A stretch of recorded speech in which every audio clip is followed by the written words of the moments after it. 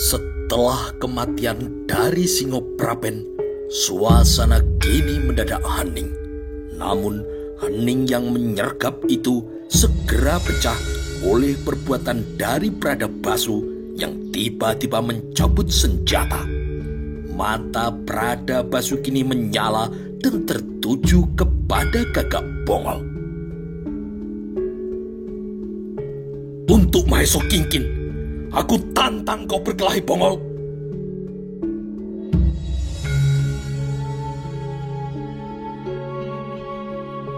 Ucapan dari Bradabasu yang hanya bisikan itu kini terdengar amat tegas. Wajah Gagak Bongol yang sudah tebal itu kini semakin menebal.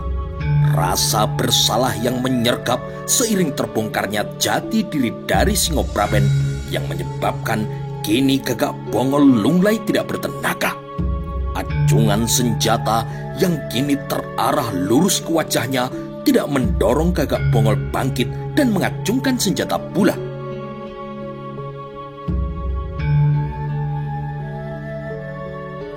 Aku telah bersalah kepada Maheso Kingkin. Apabila untuk menebus kekeliruan yang mengerikan itu, aku harus mendapat kematian. Aku tidak berkeberatan. Gagak Bongol kemudian mencabut senjatanya dengan arah pandang yang tidak berkedip tertuju kepada Bradabasu. Namun tidak sebagaimana yang diduga siapapun, Gagak Bongol kemudian berjongkok dan meletakkan semua senjata yang dimilikinya di atas tanah.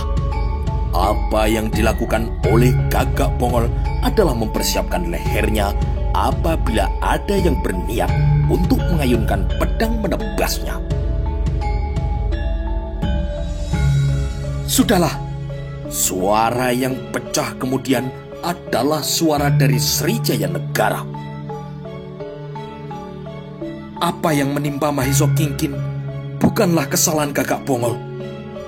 Ia hanya korban dari ulah licik Singoprapen yang bisa menimpa siapa saja. Akulah yang berhak untuk menentukan hukuman apa yang harus dijalani oleh Gagak Bongol. Pegel Gajah Mada nantinya yang akan mewakiliku untuk menentukan hukuman itu.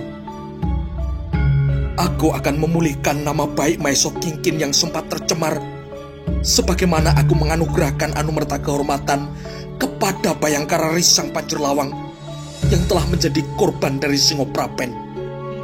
Bradabasu yang marah kini merasa membutuhkan penyaluran, tetapi Bradabasu juga memahami apa yang disampaikan oleh rajanya itu, bahwa Bayangkara Gagak Bongol hanya menjadi korban dari permainan telik sandi musuh. Ia juga bisa mengalami hal yang sama bila ditempatkan sebagai Gagak Bongol. Pegel Gajah Mada akhirnya kini merasa yakin bahwa pasukan yang tersisa telah benar-benar bersih dari cemaran pengaruh Rakuti. Satu persatu Bayangkara anak buahnya kini dikenalinya dengan sangat baik melalui pengamatan pribadi demi pribadi.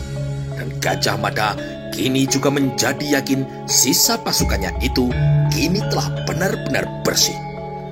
Penduduk Kelurahan Bedender adalah penduduk yang baik hati. Mereka kini bekerja bahu-membahu menggali kuburan.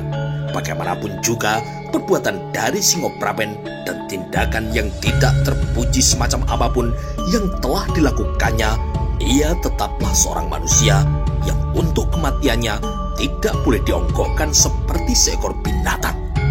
Di sebuah makam yang tidak jauh dari rumah Kilurah, Singoprapen kemudian dikubur. Malam yang bergerak kemudian kini menjadi waktu yang lega. Srijaya Negara selanjutnya boleh melakukan apa saja tanpa harus khawatir.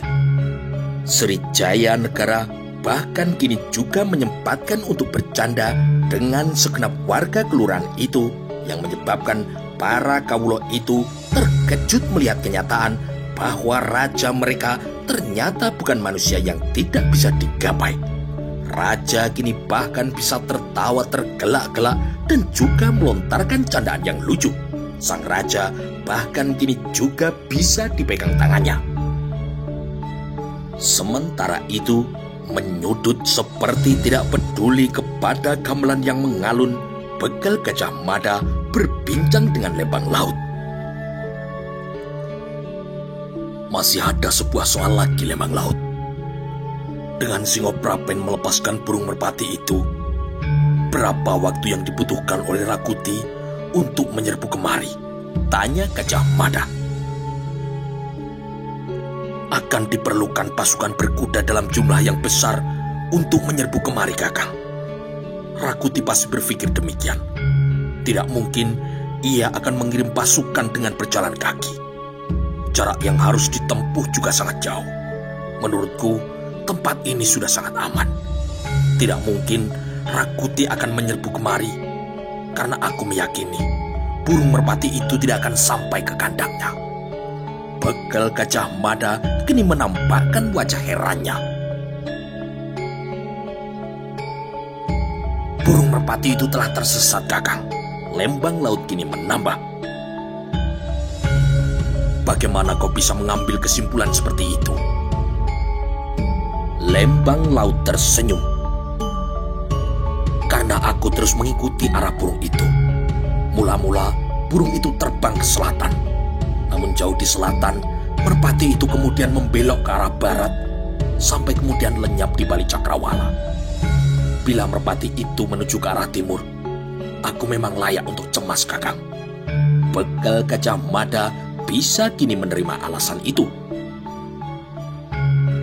Baiklah, jika demikian halnya, kita tidak perlu berlama-lama berada di sini. Beberapa hari lagi, kita akan menyusup ke kota raja untuk membuat perhitungan dengan Rakuti. Ya, aku sependapat, Kakang. Menurutku, Rakuti harus segera disadarkan bahwa ia tidak punya hak untuk duduk di atas dampar Kencana Wilwatikta. Aku yang akan mengayunkan pedang untuk membelah pantatnya. Meskipun Sri Jaya Negara akhirnya merasa aman di sana, tetapi tidak akan merasa tenang pikirannya. Keadaan kacau balau di kota raja, rusaknya tatanan karena Rakuti telah merusaknya, juga kemungkinan Rakuti untuk bertindak lebih jauh dengan memburu para Sekar Kedaton ke Candi Rimbi, menyebabkan Sri Jaya Negara mengalami sulit tidur.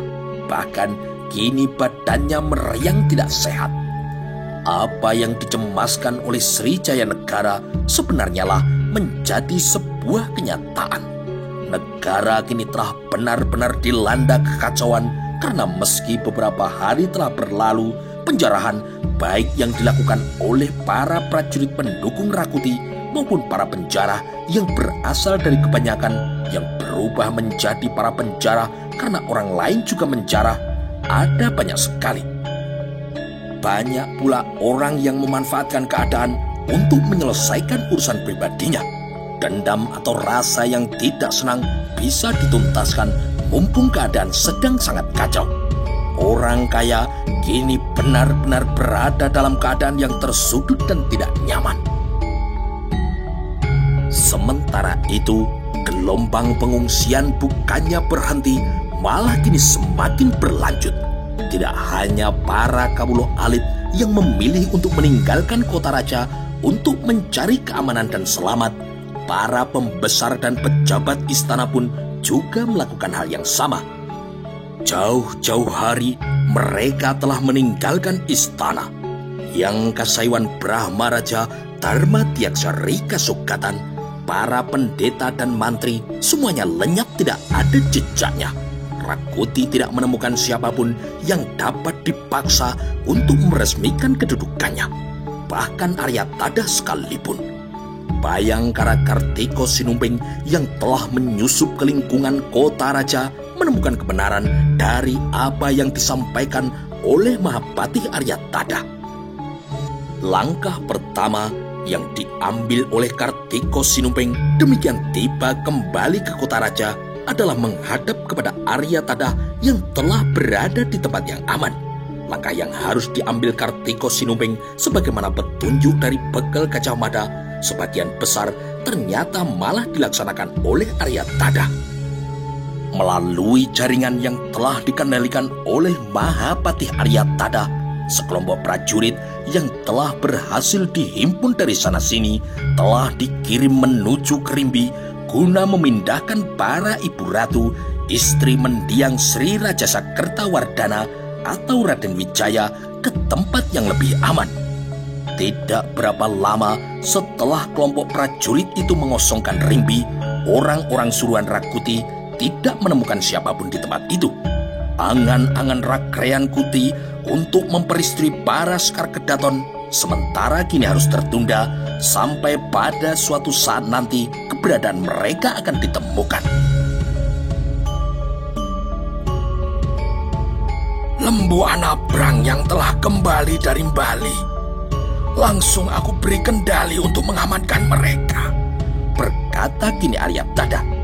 Kartiko Sinumping kini terkejut. Kakang Lembu Nabrang, desisnya dengan wajah yang sedikit cerah. Ya, perbuatan gila dari Rakuti itu sebagian alasannya karena didorong rasa cemburunya kepada Lembu Nabrang, jawab Aryatada.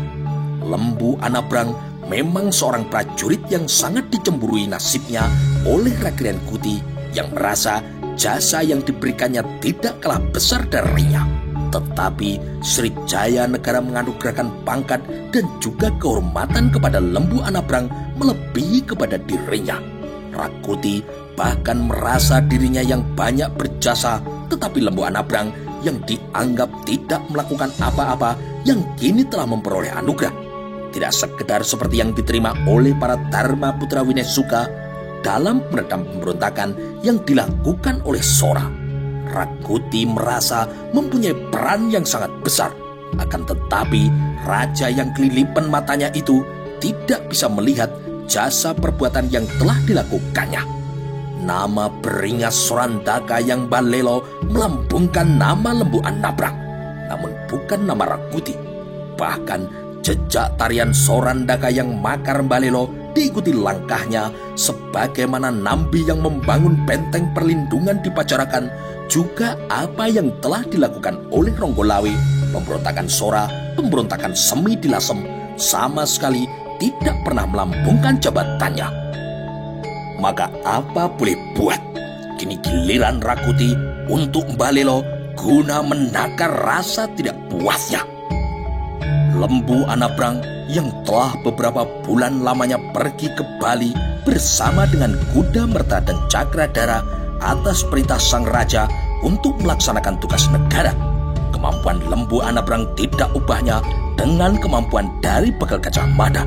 Ia seolah mampu mengendus udara untuk kemudian melalui daya olah tembangnya bisa menyimpulkan peristiwa semacam apa yang telah terjadi. Dengan Lembu Anabrang telah pulang dan bertindak, nasib para ratu dan Sekar Kedaton kini tidak perlu dicemaskan lagi. Itu berarti Raden Cakradara dan Kutamerta juga telah ikut kembali, Gusti? Bertanya kini Kartiko Sinumping. Ya, sekarang menyusuplah ke kota raja dan datangilah sebuah rumah yang di depannya ditancapkan batang bambu bagai tanpa alasan. Jika mereka menyapamu dengan menggunakan kata sandi, debu-debu beramburan di malam gelap gulita, maka jawablah dengan kalimat sandi, ada gadis menangis meratapi kematian suami. Berbekal keterangan yang diperoleh dari Mahapatih Aryatada di tempat persembunyiannya, terutama dengan pihak mana saja ia harus berhubungan, Bayangkara Kartiko Sinumping kini memasuki kota raja. Hal yang sama sekali berada di luar dugaannya, bahkan membayangkan pun tidak. Bayangkara Kartiko Sinumping mengalaminya di sebuah perempatan jalan. 3 orang laki-laki yang berusia muda kini mencegatnya dengan melintangkan tombak. Berhenti! Bentak salah seorang dari mereka. Bayangkara Kartiko Sinumping kini menghentikan langkahnya. Dengan jenis pakaian yang amat sederhana, penampilan Kartiko Sinumbing kini lebih mirip Bidak Piterakan, berderajat sudra yang hidupnya hanya bertumpu dari mengais belas kasihan orang lain. "Ada apa?" balasnya dengan nada yang datar. "Pajak," jawab salah satu dari mereka. Bayangkara Kartiko Sinumbing kini terbelalak. "Pajak? Pajak apa?" "Pajak lewat jalan ini," jawab orang itu. Bayangkara Kartiko Sinumbing kini menggaruk-garuk kepalanya manakala menyadari sedemikian parah rentetan akibat dari perbuatan Rakuti. "Untuk lewat jalan ini harus membayar?" tanya Kartiko Sinumbing ragu. "Ya, semua yang memanfaatkan jalan ini diharuskan untuk membayar pajak," jawab orang itu dengan tegas. Bayangkara Kartiko Sinumbing kini nyaris tersenyum. "Pajak apa namanya?" "Pajak jalan ini." "Siapa yang memberi izin memungut pajak bagi mereka yang akan lewat di jalan ini?" tanya Kartiko Sinumbing mengejar dan menyudutkannya. "Tidak perlu izin. Kami tidak meminta izin untuk memungut pajak lewat jalan ini. Habis perkara. Kalau kau tidak suka, jangan lewat jalan sini. Cari jalan lain yang tidak dipajaki." Kartiko Sinumbing kini merasa bertambah penasaran. "Apakah semua ruas jalan telah ada yang memajaki?" "Ya," jawab orang itu. "Lalu, bagaimana jika orang yang lewat sini tidak punya uang?" bertanya kini Kartiko Sinumbing. "Hah, gampang. Siapapun boleh lewat dengan tidak usah membayar pajak, tetapi harus meninggalkan kepalanya di sini." Kartiko Sinumbing kini longak-longok. Ia tidak melihat ada sebutir kepala pun yang tertinggal di tempat itu. "Hah, maksudmu pajak untuk lewat tempat ini hanya seharga sebutir kelapa? Kalau hanya kelapa, kurasa tidak masalah. Aku akan memanjatkannya untukmu." Mereka kini sangat tersinggung. Matanya melotot serasa akan lepas dari kelopaknya. Namun Kartiko Sinumbing tidak peduli. Kartiko Sinumbing membalikkan badannya dan memperhatikan beberapa jenak ruas jalan yang akan dilewatinya. Bayangkara Kartiko Sinumbing tersenyum ramah dan kemudian membungkuk memberikan penghormatan. "Baiklah kalau begitu, aku akan lewat jalan lain," berkata Kartiko Sinumbing. "Aku perlu membuktikan apakah jalan lain juga dipagari pajak." Tanpa banyak bicara, Bayangkara itu berbalik langkah dan kemudian mengayunkan kaki. Tunggu!" teriak salah seorang dari 3 orang yang menghadang itu. Kartiko Sinumbing kini berbalik. "Ada apa lagi, Tuan?" Kartiko Sinumbing menjawab dengan balas bertanya. "Pajak!" jawab orang itu. Nada suaranya kini ditinggikan.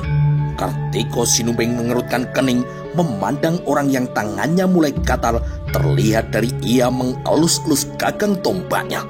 Seorang yang lain, pemilik wajah yang culas, kini sibuk memelintirkan beberapa helai kumisnya.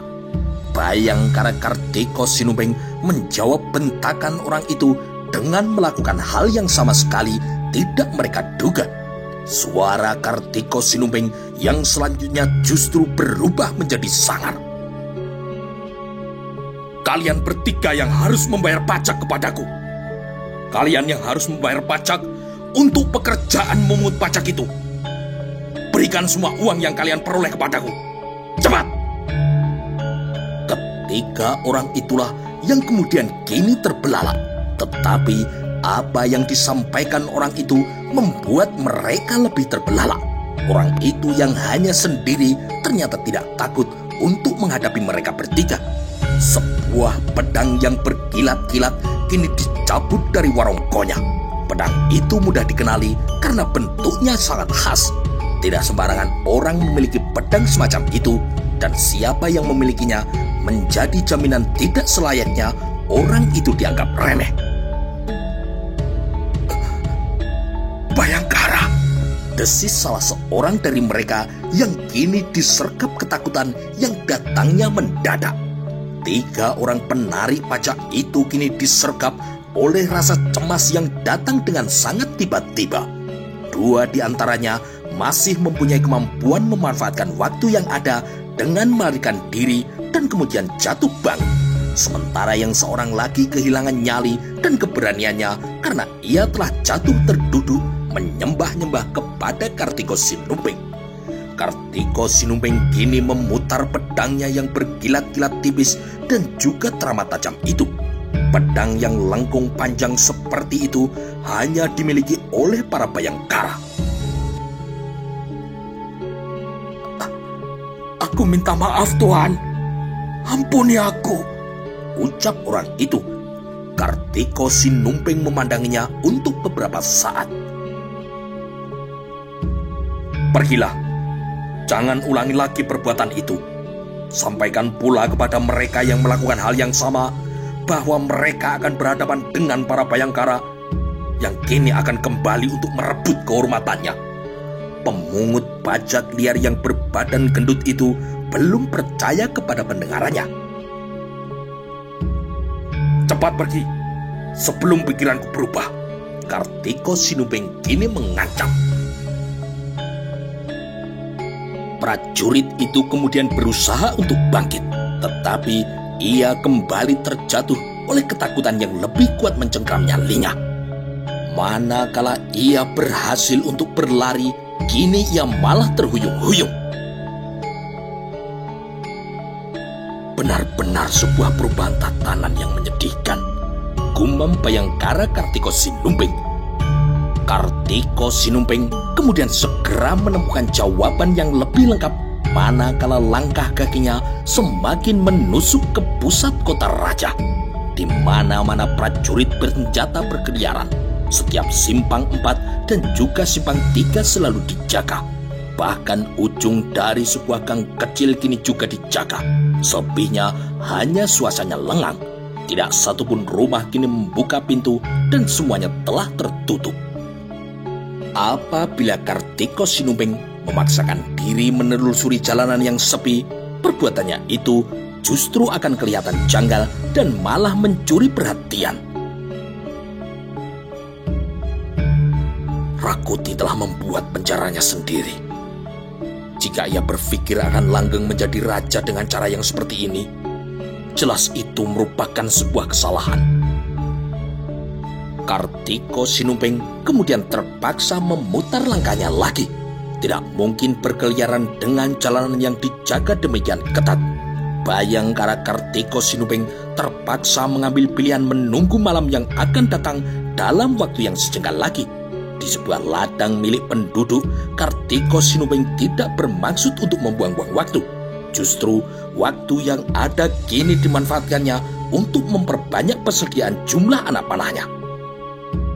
Untuk membuat anak panah bukanlah pekerjaan sulit bagi Kartiko Sinumping karena telah menjadi pekerjaan sehari-harinya.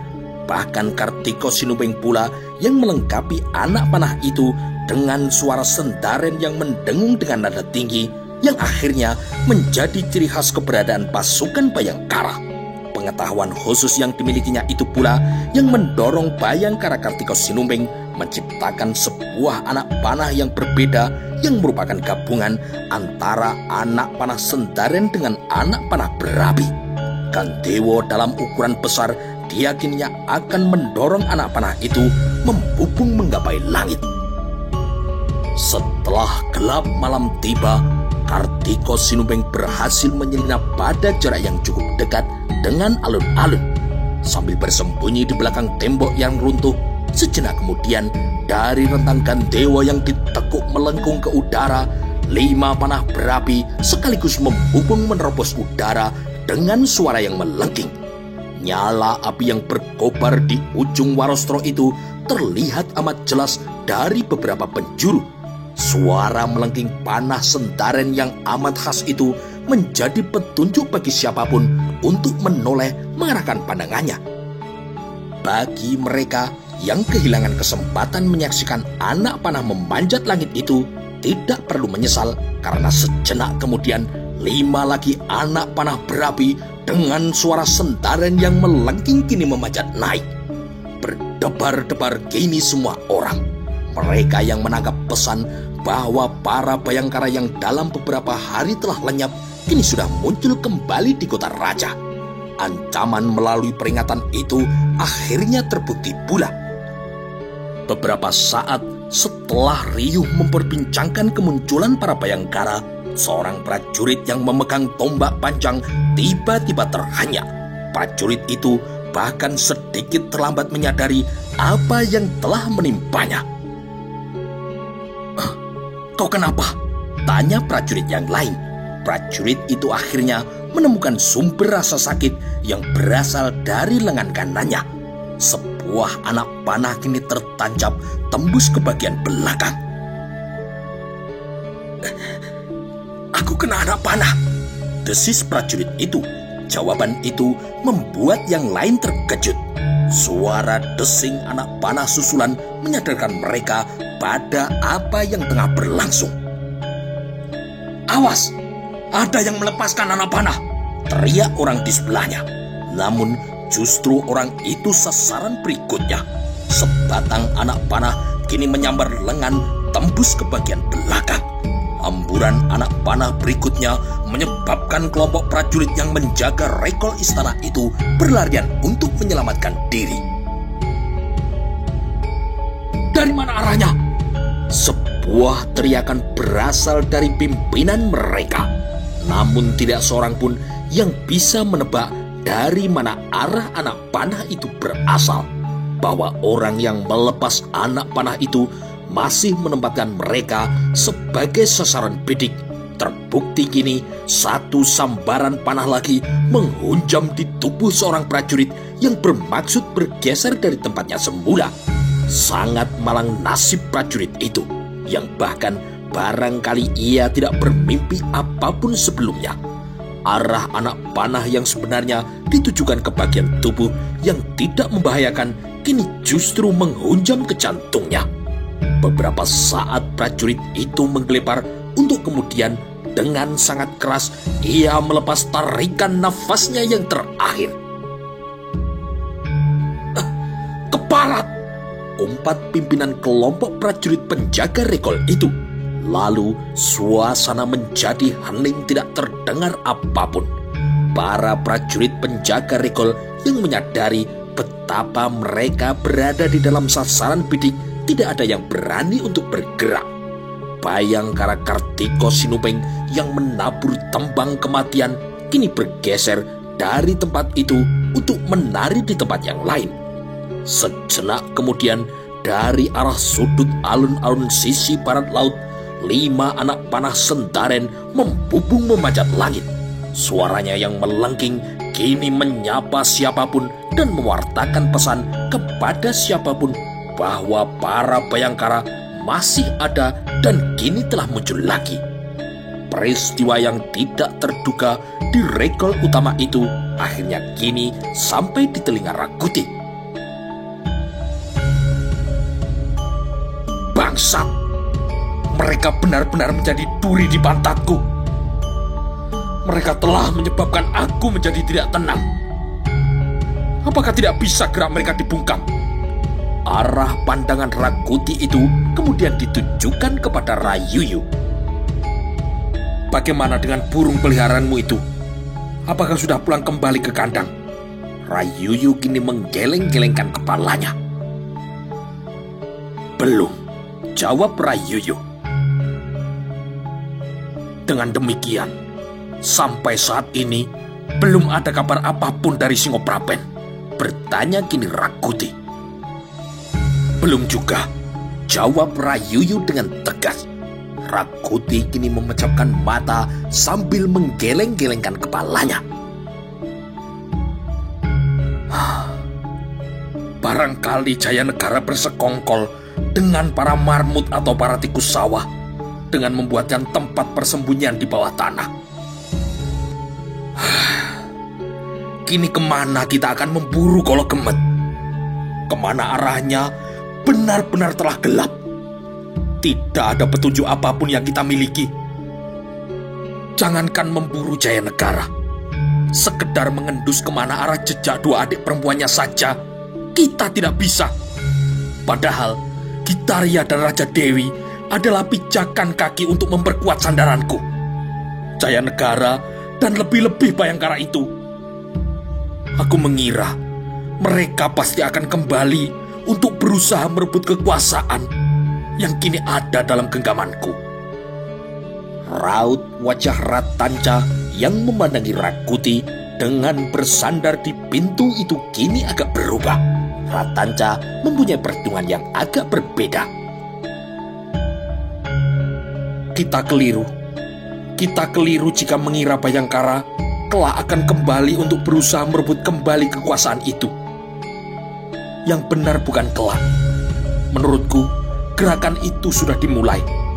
Sebenarnya lah, untuk mengamankan kedudukan yang telah diraihnya, Rakuti telah mengambil langkah dan kebijakan yang memperkukuh sandaran tamparnya. Seharian penuh, para prajurit disibukkan melakukan penangkapan pihak-pihak yang tidak mendukung tindak tanduknya, terutama para senopati dan lurah prajurit dari pasukan Jolopati yang telah ditinggalkan oleh Tumenggung Banyaksora. Mereka yang dianggap tidak mempunyai kesetiaan dan tidak menerima kehadiran Rakuti kemudian dijebloskan ke Pakunjaran, hingga penjara itu kini telah menjadi penuh berjejal-jejalan. Sebuah bangsal yang cukup besar di dalam lingkungan istana kini juga telah diubah menjadi penjara yang juga telah terisi penuh. Beberapa di antaranya kini malah akan dijatuhi hukuman mati. Di hari sebelumnya pun, Rakuti melakukan perubahan dan pembenahan di tataran keprajuritan. Beberapa senopati yang semula berasal dari pasukan Jolo Rananggono dan Jolo Yudo yang dianggap mempunyai andil dalam menjungkalkan Jaya Negara kini dianugerahi kenaikan pangkat sekaligus menduduki banyak jabatan yang semula masih kosong.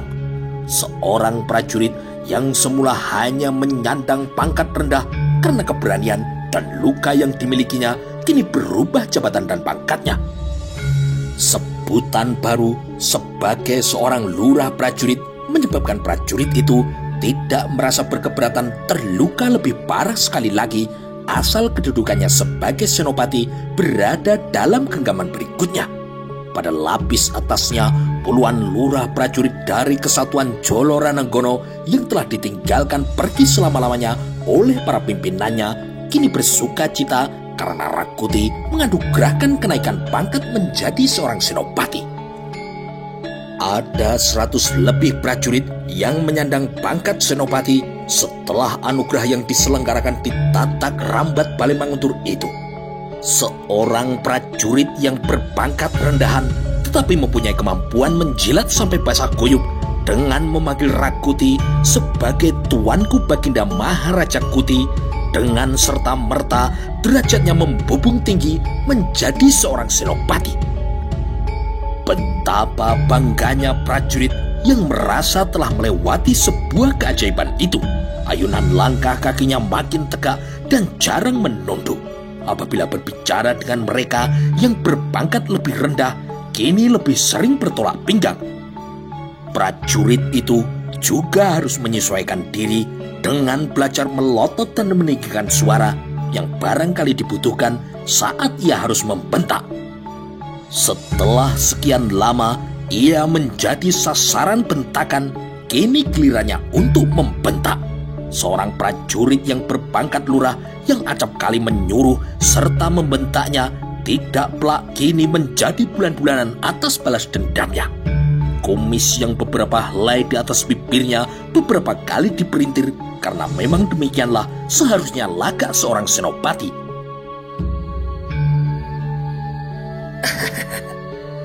Aku harus mengolesi wajahku dengan lemak kura-kura supaya aku punya kumis dan jenggot yang lebat. Dadaku pun nanti juga akan kuoles. Wanita lebih senang dengan dada yang berbulu lebat daripada polos tidak berambut.